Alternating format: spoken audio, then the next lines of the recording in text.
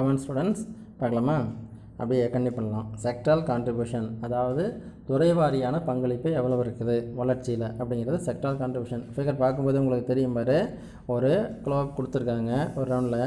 அதில் service sector பணித்துறைன்னு சொல்லக்கூடியது பாரு எவ்வளோ வளர்ச்சி நம்ம கொடுத்துருக்குது. எங்கே பார்த்தாலும் ஐடி கம்பெனி இருக்குது இல்லையா, அதுதான் service sector.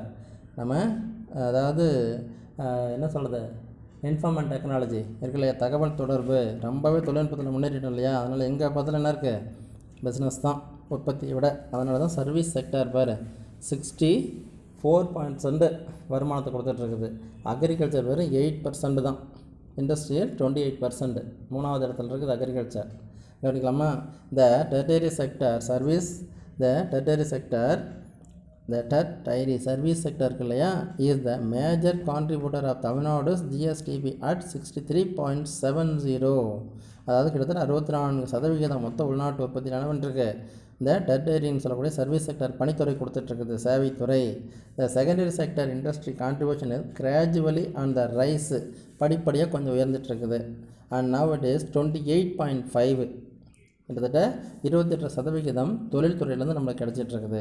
Agriculture occupies is preeminent position in occupation, but it is contribution to GSDP is declining and now it is just 7.76%. வேளாண்மையை பொறுத்த வரைக்கும் நிறைய வேலைவாய்ப்பெல்லாம் கொடுத்துட்ருக்கு, ஆக்குபேஷன் கிடைக்கிது. ஆனால் அதனுடைய பங்களிப்புன்னு பார்க்கும்போது குறைஞ்சிக்கிட்டே வருது. ஜஸ்ட்டு 7.76% தான், 8 கூட இல்லைங்கிற மாதிரி அதனுடைய வளர்ச்சி விகிதமானது இருக்கின்றது. This means that the tertiary and secondary sectors have grown faster. மிக வேகமாக பணித்துறையும் தொழில்துறையும் வளர்ந்துட்டுருக்குது. ஆனால் அக்ரிகல்ச்சர் செக்டர் இருக்குது ரொம்ப ஸ்லோவாக வளர்ந்துட்டுருக்கு, வளர்ச்சி விதம் ரொம்ப குறைவாக இருக்குது. Agriculture sector provide employment and food to the larger proportion of Indians and Tamils. தமிழ்நாட்டுக்கும் சரி இந்தியாவுக்கும் சரி மிகப்பெரிய வேலை வாய்ப்புகளையும் உணவையும் வழங்குவது வேளாண் துறை தான். But the same sector is growing slowly. ஆனால் இந்த துறை மிகவும் வளர்ச்சி விகிதம் மிகவும் குறைவானதாக வளர்ந்து வருகின்றது. Means it not good. இதனுடைய பொருள் என்ன, சரியானதாக இல்லை. ஏன்னா வேளாண் துறை நம்ம பேசிக்காகவே எப்படி இருக்கோம், அக்ரிகல்ச்சர் கண்ட்ரி தான் நம்மளது, பொதுவாகவே வேளாண் நாடு தான் அது. இதில் வேளாண் துறை இவ்வளவு குறைவாக இருந்து மற்றெல்லாம் வளர்ந்துட்டு இருக்கிறதுங்கிறது நல்லதல்ல. With this trend sustainable development may not be possible. அதனால் நீடித்த நிலையான வளர்ச்சின்னு சொல்லக்கூடிய சஸ்டைன் டெவலப்மெண்ட்டுங்கிறது அவ்வளவு சாத்தியமான ஒன்றாக இல்லை. ஸோ வேளாண் துறையும் முன்னேறணும் அப்படின்னு சொல்கிறாங்க. பர் கேபிட்டா இன்கம், தலா வருமானம் அப்படின்னு பார்க்கும்போது பாருங்கள், பர் கேபிட்டா இன்கம் எவ்வளோ இருக்குது. இந்த per capita GSDP of Tamil Nadu also dollar ஏற்கனவே பார்த்துருக்கோம் இல்லையா, 2200, which is higher than that of many other states in India. இந்தியாவில் மற்ற மாநிலங்களை விட நம்ம தமிழ்நாட்டது மிகப்பெரிய அளவில் இருக்கின்றது வளர்ச்சி விகிதம். Per capita GSDP of Tamil Nadu is nearly 1.75 times higher than the national average.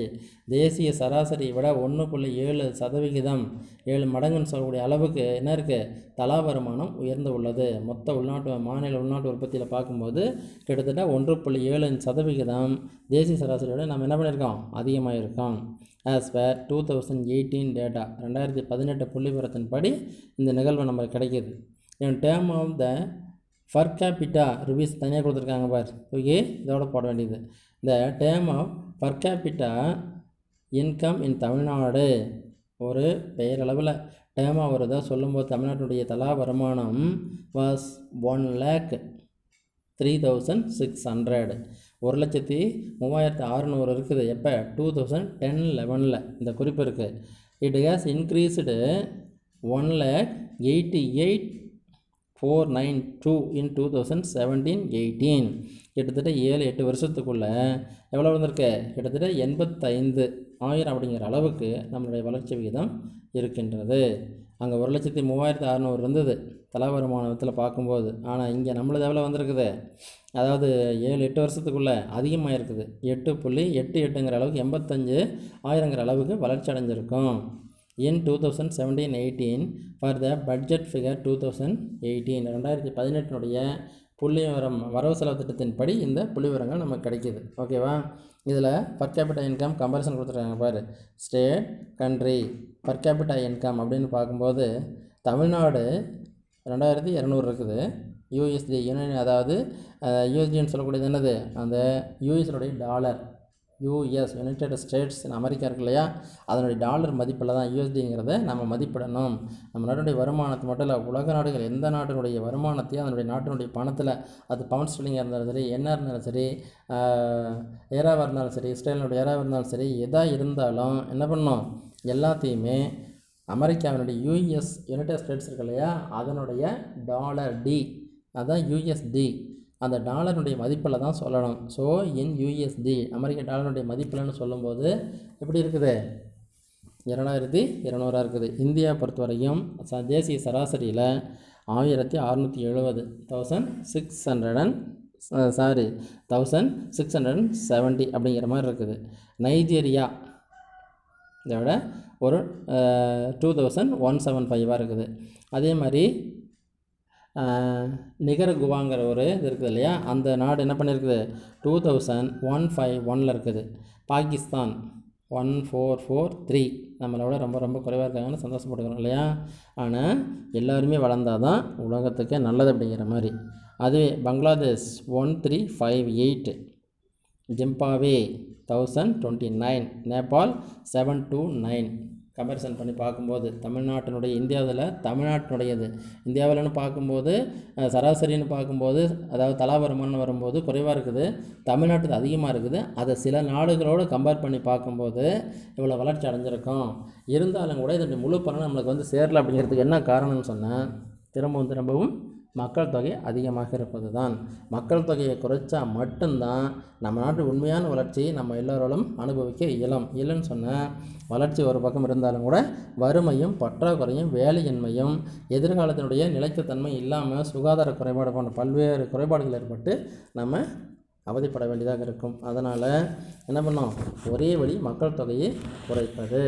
இப்படி குறைக்கிறதன் மூலமாக தான் நம்மளால் என்ன பண்ண முடியும், ஒரு நல்ல நிலைக்கு வர முடியும் அப்படின்னு சொல்கிறாங்க. ஓகேவா. ஸோ நம்மளுடைய முயற்சி என்னவாக இருக்கணும், மக்கள் தொகையை குறைக்கிறதாகத்தான் இருக்கணும். இல்லைன்னு சொன்னால் எதுவுமே பண்ண முடியாது. அதாவது இதில் இன்னொரு இது என்ன சொல்லியிருக்காங்க, க்ளோஸ்டரா சரி. ஓகே, நம்ம இந்த ப்ரொடக்ஷன் க்ளோஸ்டர் பார்த்துக்கலாம். அதாவது இந்த உற்பத்தி தொகுதிங்கிற ஒரு விஷயம் இருக்குது, இதை நம்ம அடுத்ததில் பார்த்துக்கலாம். அப்போ நம்ம இதோட இந்த கிளாஸ் முடிச்சுக்கலாம். ஏன்னா முடிச்சுட்டு டைமில் நம்ம இன்னமும் அடுத்தது பண்ண வேண்டியதாக இருக்கு இல்லையா. ஸோ நீங்கள் என்ன பண்ணுங்கள், இதை நல்லா தெளிவாக படிங்க. தெளிவாக படிச்சுட்டு நல்லா யோசித்து நல்லா பதில் எழுதுங்க. படித்து பார்த்துட்டு எழுதி பழகுங்க. பாடமெல்லாம் முடிஞ்சிட்ருக்குது. எக்ஸாம் எப்படி என்னதுன்னு தெரியல, அது வரும்போது வரட்டும். நம்ம நல்லா படிப்போம். படிச்சுட்டு நல்லா எழுதுங்க. எழுதி அனுப்புங்க. டைமுக்கு அனுப்பிச்சிருங்க. போது பரவாயில்ல. ஒரு சில தான் இன்னமும் சொல்லும்படியாகவே லேட் பண்ணிகிட்ருக்குறாங்க. கொஞ்சம் நல்லா செய்யுங்க. தவறாமல் தயவு செஞ்சு பேப்பரை ஸ்கூலுக்கு கொண்டாந்து கொடுங்க. ஸ்கூலில் கேட்டுட்ருக்காங்க, புரியுதா. நிறைய பேர் என்ன கொண்டாந்து கொடுக்காம இருக்கீங்க. கொடுக்கலாம், எப்படி பேப்பர் எலெக்ஷன் பண்ண முடியும் சொல்லுங்கள் பார்க்கலாம். அதனால் கொஞ்சம் முடிஞ்ச அளவுக்கு சீக்கிரமாக மொத்த பேப்பரையும் இது வரைக்கும் நடந்த யூனிட் டெஸ்ட்டு எல்லாத்தையும் வீக்லி டெஸ்ட் எல்லாம் ஒரு கட்டி மேலே உங்கள் பேரும் கிளாஸும் எழுதி ஸ்கூலில் கொண்டாந்து கொடுத்துட்டு போயிடுங்க. நாங்கள் வேலை பண்ணி உங்கள் மார்க் சொல்கிறோம். ஓகேவா. டைம் பண்ணிடாதீங்க. இன்னமும் எதிர்பார்த்துட்டு திரும்ப ரிமைண்டர் பண்ண மாதிரி பண்ணாதீங்க. கொஞ்சம் பார்த்துட்டு சீக்கிரமாக ஸ்கூலுக்கு கொண்டு வந்து பேப்பரை சேர்த்துங்க. கொஞ்சம் ஃபீஸும் கொஞ்சம் பார்த்துருங்க. அது ஏற்கனவே கிளாஸ் டீச்சர் சொல்லிப்பார் இல்லையா. கொஞ்சம் ஃபீஸுக்கும் பார்த்து ஏற்பாடு பண்ணிடுங்கப்பா. ஓகேவா. அடுத்த கிளாஸில் பார்க்கலாமா. Okay, good luck. நெக்ஸ்ட் கிளாஸில் மீட் பண்ணுவோம். ஓகே.